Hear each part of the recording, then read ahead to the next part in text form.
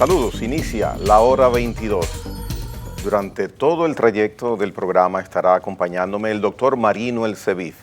Esta noche hablaremos de temas importantes, de temas latentes en lo que tiene que ver con la judicatura de la República Dominicana.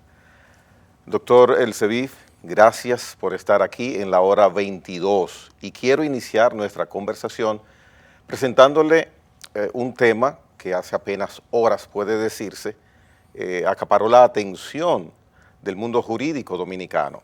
Es la decisión del juez Alejandro Vargas de dejar de lado la posibilidad de dar un dictamen en una u otra dirección concreta, y eso usted ve que me lo va a explicar, respecto a los 8 encartados que tenían o tienen, de mi parte yo no lo sé, un expediente archivado en torno a las acusaciones que en un momento ellos eran pasibles de estar sujetos sobre el caso de la extorsión o los sobornos de la compañía brasileña Odebrecht. Me gustaría su opinión al respecto. Muchas gracias por tu invitación a tan importante programa y sobre todo tú, un periodista de calidad, a quien tanto te quiero y afecto te tengo porque tu padre era abogado. Correcto. Y fue procurador general de la Corte, un gran amigo de mi padre y sobre todo un gran amigo de un compañero de papá que fue procurador general de la República, Miguel Ángel Luna Morales, que era un hermano de tu papá ya en Valverde Mao. Correcto. Lo recuerdo como ahora, que por cierto, el que se parece a tu país soy yo, porque tú saliste más blanquito. Usted parece mi tío menor. Con relación a este tema, el juez Vargas acaba de dar la decisión. Evidentemente que ha creado cierta confusión el tema de los comentarios antes de la decisión, pero los jueces hablan por sentencia.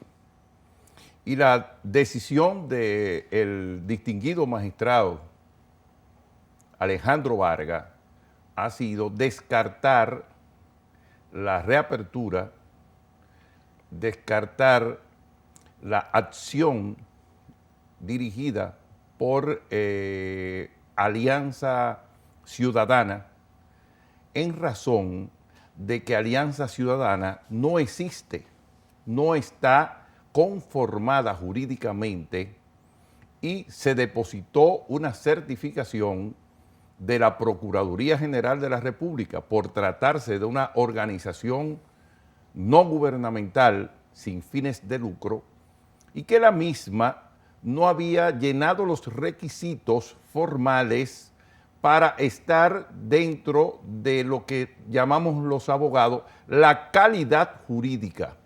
Es decir, es una sociedad de hecho que no tiene una representación legal debido a que esa institución que impugnó los archivos no tiene calidad jurídica por no estar registrada en la Procuraduría General de la República conforme al debido proceso y la tutela judicial efectiva. En síntesis, en principio es lo que te puedo decir. ¿Qué le parece si vemos unas cuantas palabras de yo diría, la disgregación que en determinado momento hizo al final del conocimiento en el día de ayer sobre el tema de si se levantaba o no el archivo definitivo? ¿Cómo no? Veamos al doctor Alejandro Vargas. Nunca se produjo ese traslado, como tampoco nunca se produjo este archivo. Estos archivos, pura y simplemente, lo que hizo fue el Ministerio Público hacer su oficio, manifestar su intención, pero al no notificarla en el plazo que dice la ley a esta parte querellante, entonces lógicamente los archivos quedan sin eficacia jurídica y por eso el juez entiende que no tiene que anular archivo ni apoderarse de oficio para esos fines. ¿Cuál es la salvedad que el juez quiere hacerle a las partes? Y esta es una salvedad muy honesta. Miren, respeten los derechos a esta parte querellante, porque esto puede tener consecuencias desastrosas jurídicas para todos los procesos envueltos en esta investigación. Eso es lo que el juez le está informando. No voy a decirle al Ministerio Público por eso no me apoderé de oficio, para ordenarle que le notifique esos archivos a la parte querellante, porque los archivos nunca existieron.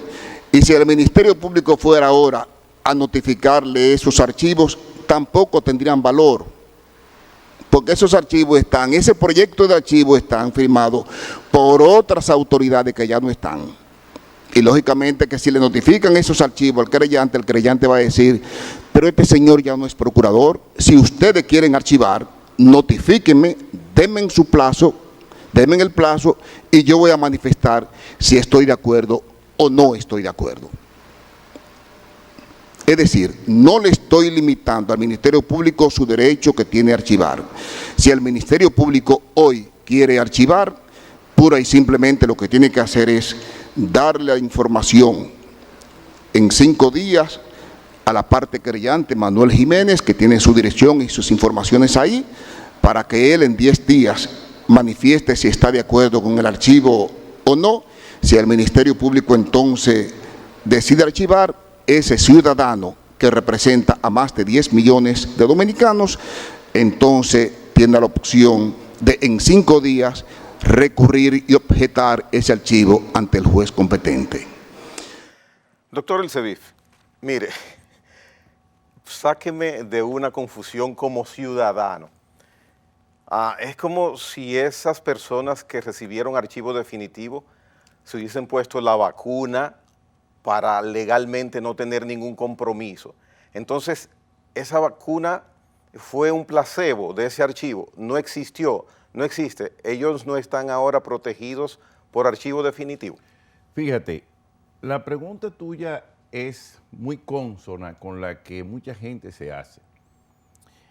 El magistrado hizo una reflexión sobre su propia decisión, pero se mantuvo apegado a lo que los dominicanos deben entender constituye una norma de conducta ciudadana y además dentro de nuestra Carta Fundamental. Resulta que los artículos 68 y 69 de nuestra Constitución establecen lo que se llama la tutela judicial efectiva y el debido proceso. Todas esas personas fueron archivadas provisionalmente, es decir, que en el caso de nuestro representado, el juez... ¿Cuál es su representado? Bernardo Castellano de Moya, ingeniero Bernardo, que era un empleado de tercera, que no fue administrador de nada, que nunca manejó fondos, que no era miembro de ningún consejo, que no tomó ninguna decisión significativa en términos de los negocios que hizo la empresa corrupta y corruptora Odebrecht, y que además las iniciativas económicas que surgieron fueron posterior a la salida de su función pública en el año 2004, por tanto, no tuvo nada que ver con eso. ¿Qué cargo tenía él en la administración? Era un técnico. Lo que pasa es que Bernardo, en el asunto de la oficina de ingenieros, supervisora. No, en la oficina especializada hidráulica de electricidad. Pero ¿qué pasa? A Bernardo Castellano de Moya lo llevan ahí porque hizo críticas técnicas sobre Punta Catalina. Y como se mantuvo haciendo observaciones públicas escritas a través del periódico Acento, a través del periódico El Nacional, y en publicaciones y en entrevistas con Juan Bolívar Díaz y otros periodistas que le dieron cobertura a su pensamiento y a su crítica frente a ese gran proyecto nacional y los costos que tenía para el presupuesto de la nación, esa fue una retaliación en contra de Bernardo Castellano. Ahora, vamos al tema. El artículo 281 del Código de Procedimiento Penal establece lo que se llama el archivo. Si tú te vas al numeral sexto, que fue lo que invocó el Ministerio Público, es manifiesto que el hecho no constituye una infracción penal. En el caso de Bernardo Castellano, es una verdadera decisión jurídica porque su actuación y el escrutar su función pública y sobre todo que no tuvo nada que ver con ningún consejo, ni fue al Congreso a buscar que le dieran aprobación, nada de eso. Eso constituye una manifestación extrema de que su actuación no constituía una violación a la ley. Ahora, primero él obtuvo un archivo provisional, que luego se convierte en un archivo definitivo. ¿Dónde está la reflexión decente y honrada que hace el juez Alejandro Vargas? La misma suerte corrieron los Todos otros los 7 demás encartados. Claro, pero tengo que referirme al mío, a mi cliente, porque no quiero intervenir en nombres de otras personas que puedan malpensar cualquier conjetura que yo haga. Sí, pero como vamos a caer Pero vamos en a caer la en todos, suerte de todos. De todos. Correcto. De todos. Evidentemente, lo que yo estoy diciendo beneficia a todo el mundo. ¿Dónde cae el asunto y la reflexión que hace el juez? El juez da una decisión y dice, bueno, yo no puedo aperturar este proceso y hacer que este archivo sea ilegal porque quien me lo está solicitando es una organización no gubernamental que no tiene calidad jurídica, es decir, que como institución no gubernamental no está registrada en la Procuraduría General de la República, que es donde se inscribe, porque las organizaciones no gubernamentales se inscriben allí como las sociedades comerciales se van a la Cámara de Comercio y tienen un registro. Ok. Bajo ese predicamento, ¿cuáles argumentos se dieron dentro del tribunal? Uno fue ese. Otro argumento interesante fue que esa organización no había participado en el juicio como querellante. Y en ese sentido nos tendríamos que ir a un argumento jurídico que está, si mal no recuerdo, en el artículo 293 del Código de Procedimiento, que dice fundamentalmente que si usted no es querellante, usted no puede impugnar las actuaciones del Ministerio Público. El artículo 293 habla de lo que se llama en el proceso los actos conclusivos. Es lo que en el viejo código se llamaba el acta de acusación por parte del Ministerio Público. Ahora le llaman los actos conclusivos. Ese acto conclusivo, dice el artículo 293, cito, concluida la investigación, el Ministerio Público puede requerir por escrito 3 posibilidades. Una, la apertura a juicio mediante la acusación. 2, la aplicación del procedimiento abreviado mediante la acusación correspondiente. Es decir, alguien que se confiesa y dice, sí, es verdad, yo soy culpable, entonces se llega a una negociación jurídica y entonces el Estado evita esos gastos y concluye a la brevedad el proceso.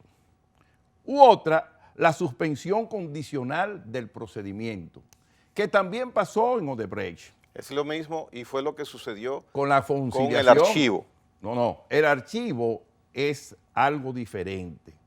El archivo es, el Ministerio Público puede disponer el archivo del caso mediante dictamen motivado cuando es manifiesto que el hecho no constituye una infracción penal.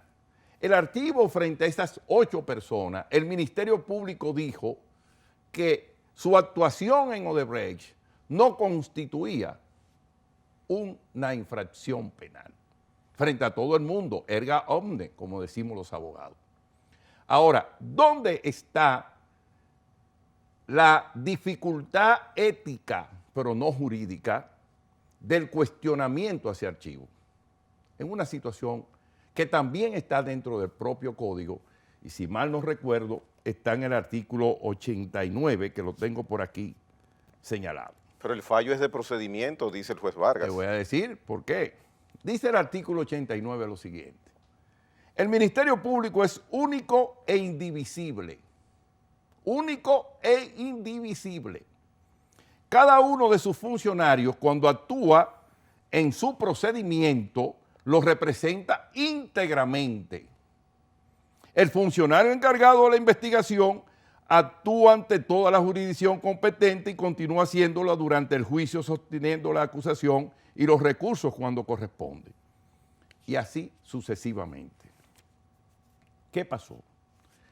Como el Ministerio Público tiene la dirección jurídica de la investigación principal y puede hacer los actos y diligencias en todo el territorio y dar instrucciones a los órganos investigativos, decirle y darle las noticias que fueren de lugar en el departamento judicial que tenga que realizar tales actuaciones. El Ministerio Público ahora, de este gobierno, le dice: ah, pero yo no sabía eso. Aquí hubo un secretismo, porque nosotros no sabíamos que eso había sido convertido en un archivo definitivo. Ajá. Hay un principio en derecho que viene del Código Justiniano y dice que nadie puede alegar su propia falta para beneficiarse. Y eso le aplica totalmente al Ministerio Público.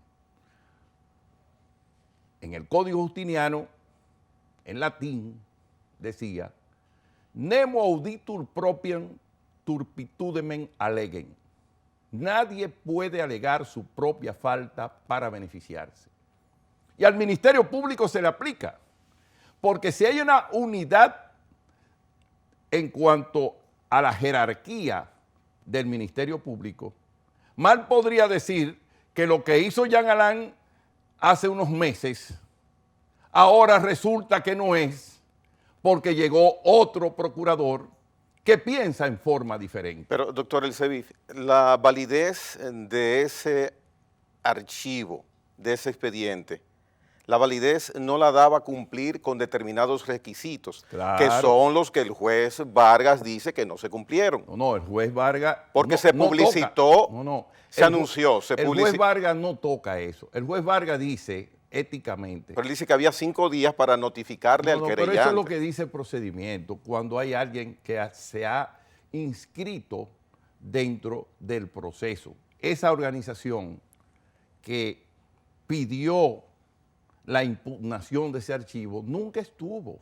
Pero ¿y entonces cuál es el papel de Manuel Jiménez? Bueno, Manuel Jiménez... Porque aparece Manuel Jiménez de por medio. Manuel Jiménez no sabemos dónde aparece porque nunca nos notificó, nunca fue parte del proceso y nosotros nunca conocimos a esa persona dentro del proceso. O por lo menos nunca supimos que esa persona tenía interés, ya sea personal, ya sea un interés colectivo a nombre de, como dijo el juez Vargas, de los 10 millones de dominicanos, que queremos que lo que pasó con la empresa brasileña Odebrecht, una empresa corrupta y corruptora, que reconoció haber hecho en nuestro país sobornos por 92 millones de dólares y que ya ha pagado una parte de ello y que hizo una conciliación que el juez Vargas se negó a aceptar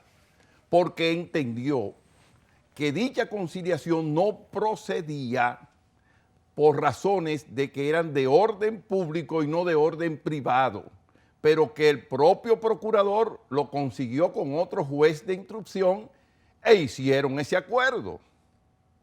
Entonces, en este anatema, donde esa investigación es una investigación sesgada, donde solamente se persiguió a las obras que se hicieron en el gobierno del presidente Hipólito Mejía Domínguez y el presidente Leonel Fernández Reina, y que de manera antojadiza el Procurador General de la República no hizo ninguna indagatoria de las obras que se hicieron en el gobierno de Danilo Medina, realmente es bochornoso y hasta cierto punto raya en lo ridículo que esta investigación sesgada, manejada políticamente, hoy todavía ande por donde ande, sin hacer la investigación completa, sobre todo del caso de Punta Catalina, que es un cuerpo del delito. Sí, doctor, pero mire, debemos ir a una pausa, pero para que el televidente común, yo, que soy ciudadano común igual, entendamos, se cumplió, ustedes los abogados de la defensa en ese entonces, estuvieron satisfechos con el procedimiento del Ministerio Público en cuanto al acto de archivar ese expediente. Claro que sí. ¿Estuvieron ustedes satisfechos? En el caso ¿Se cumplieron los requisitos? En el caso de Bernardo Castellano se cumplió no solamente el requisito. Y no era conjunto, fue una decisión conjunta. Pero déjame decirte, en el caso de él y de los demás, ya, el Ministerio Público no solamente archivó provisionalmente, sino que las medidas de coerción, el juez de instrucción Ortega ordenó el levantamiento de todas las medidas de coerción, incluso los impedimentos de salida y todo tipo de disposición coercitiva que limita el tránsito y la libertad del sujeto. Entonces yo debo colegir que el juez Vargas no tiene razón o está no completamente informado de ese procedimiento. No, lo que pasa es que él está dando una respuesta al Ministerio Público que hoy, bajo otra dirección y no de Miriam Germán, porque Miriam Germán hizo lo que tenía que hacer, se inhibió del caso de Punta Catalina y de Odebrecht. Bien. De esos fiscales empleados de Jean Alain Rodríguez, que ahora dicen que ellos desconocían el secretismo de Jean Alain Rodríguez. Realmente un infantilismo y además, vuelvo a repetirte, nemo auditur proprium, turpitudem alegem. Bueno, ya lo dijo el doctor Marino El Sevif, la hora 22, en unos instantes retorna.